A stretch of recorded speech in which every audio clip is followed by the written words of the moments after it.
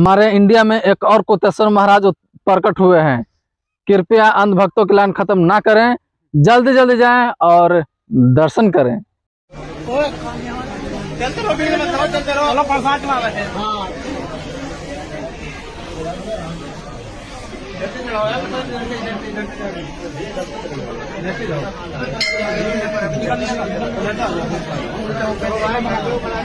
अरे चलते रहो यार, घंटा में तुझा भैया यार, चलो भैया घंटा ना बजा कोई, घंटा कोई ना बजा, चलो चलते रहो यार। घंटा ना बजाए कोई खाली छोड़ सकते हो बजा।